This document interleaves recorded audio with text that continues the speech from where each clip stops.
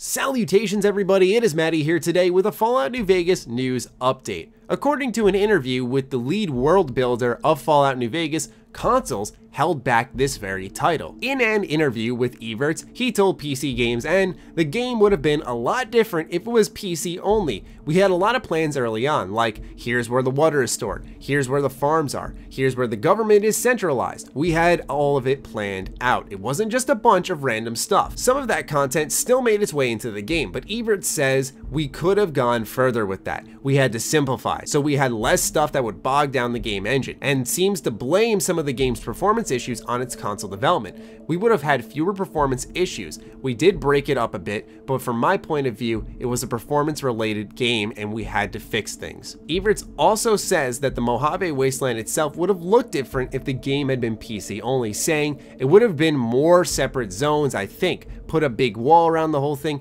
and you just see the big tower and a bunch of little zones. Let's start off by looking back when New Vegas released. This was during the middle-ish part of the life of the 360 and PS3 era. PCs are still much more powerful, even now with the Xbox One and PS4, but back then, it was a much wider gap. So it makes sense that consoles held it back, and I think this comment can apply to any other game. It's the little details he gave off about what they had planned originally if there weren't consoles that caught my interest. As the lead world builder, saying that you randomly place stuff around the world rather than actually having the water in one area and the government centralized in another area shows that with console limitations, there were some decisions that were kind of off the wall, which for a game as reactive and replayable as New Vegas is strange. Performance issues don't shock me, considering the fact that New Vegas was pretty buggy at launch, and like any game running on that engine, it's still a little bit buggy. Also, his way of describing how the Mojave Wasteland would have been different is a odd description in my opinion, because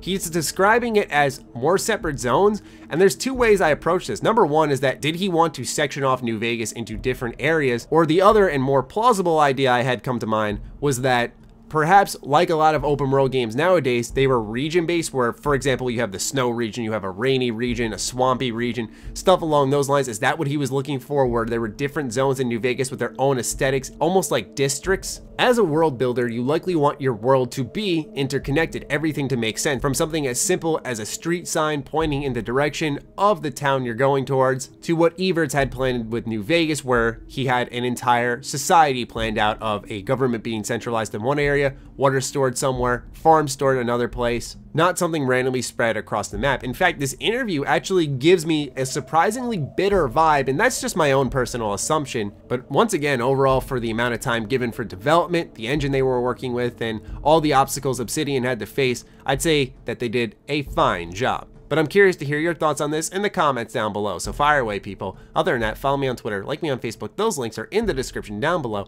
along with my Patreon. Do consider supporting that as it fuels all the content we create here. Stay sexy, stay active, I love you all, peace.